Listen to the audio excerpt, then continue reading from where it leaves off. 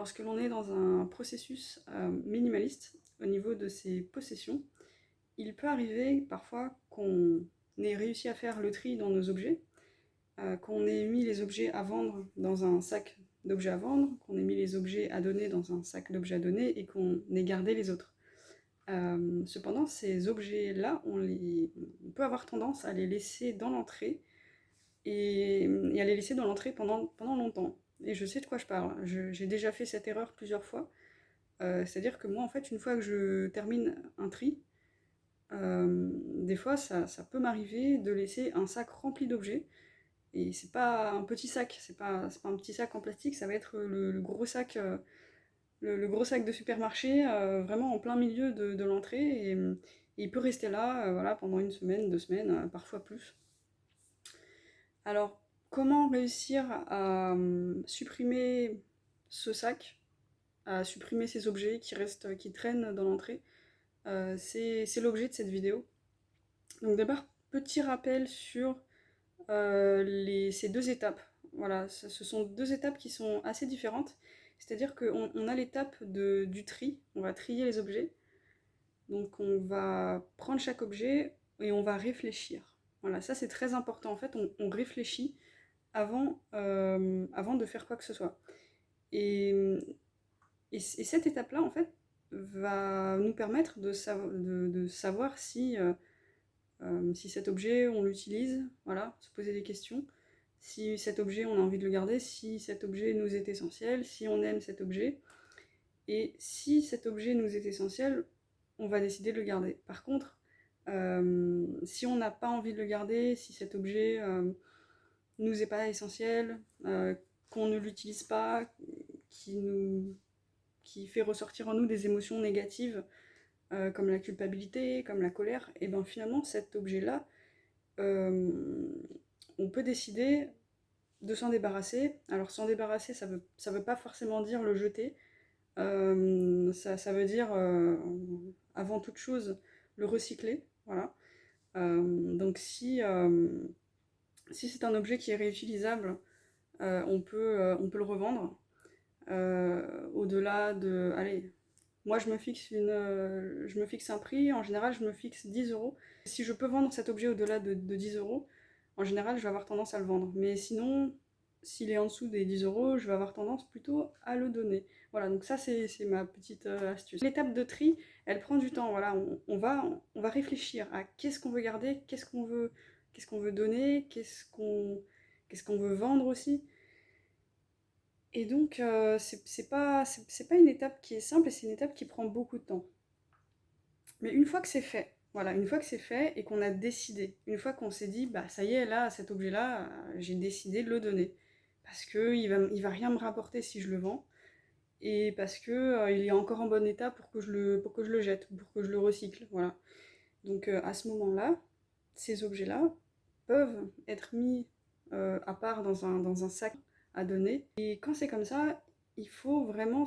on passe à l'étape suivante, on passe à l'étape du désencombrement, donc. Et quand on est à cette étape-là, bah, ce qu'il faut faire, c'est que il faut pas réfléchir, en fait. Parce que l'étape de la réflexion, elle est terminée. L'étape de la réflexion, c'était l'étape du tri. Mais lorsque l'on désencombre ces objets, c'est-à-dire lorsqu'on va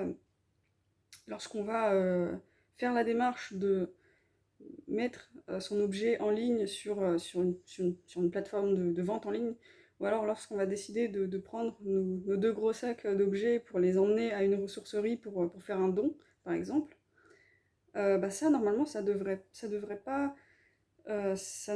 pas prendre du temps. Voilà. Ça, en fait, il faut se dire que moi j'aime bien faire cette comparaison, c'est-à-dire que quand on a décidé de jeter ses déchets dans une poubelle, voilà, là je parle vraiment d'une poubelle normale, c'est-à-dire on a notre sac poubelle, on a décidé de jeter nos ordures à la poubelle, voilà, des emballages, des emballages de nourriture, bref, tout un tas de choses.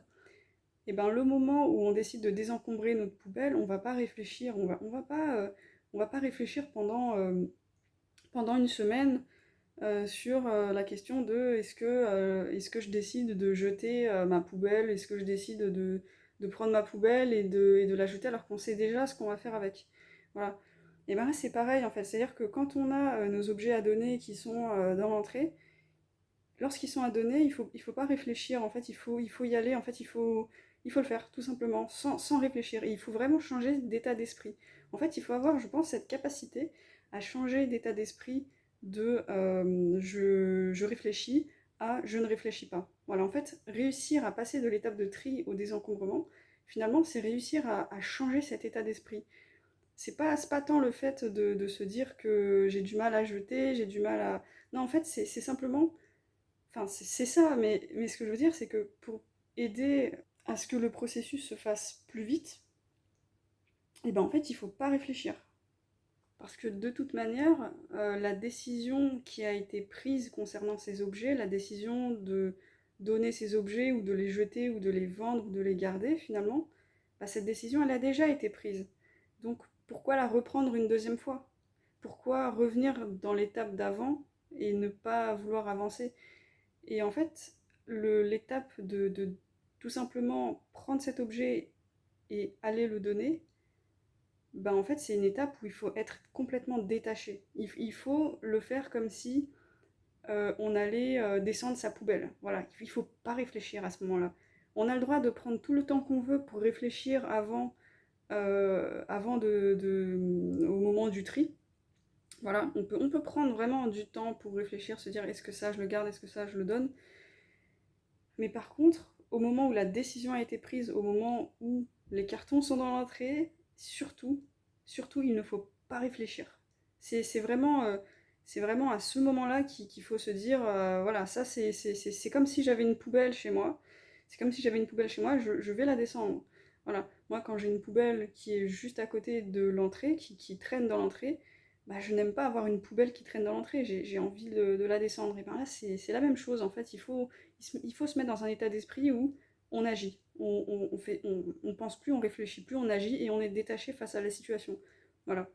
On peut voilà, donner ces objets comme on peut descendre sa poubelle. Voilà. Mais ça, c'est vraiment l'étape où on désencombre qu'on fait ça. Voilà. Quand on sait qu'avant, on a déjà pris la décision de les donner ou de les vendre ou de les jeter. Voilà. Après, bon, par rapport aux objets qu'on a décidé de vendre, la question elle est un petit peu plus délicate parce que c'est sûr que si les acheteurs, enfin si on met cet objet en vente et que finalement il n'y a personne qui veut l'acheter, bah, finalement l'objet il va se retrouver pendant plusieurs semaines, voire parfois des mois dans l'entrée. Donc ça c'est un peu différent, mais bon, moi, ce que je fais dans ce cas-là, c'est que je baisse le prix.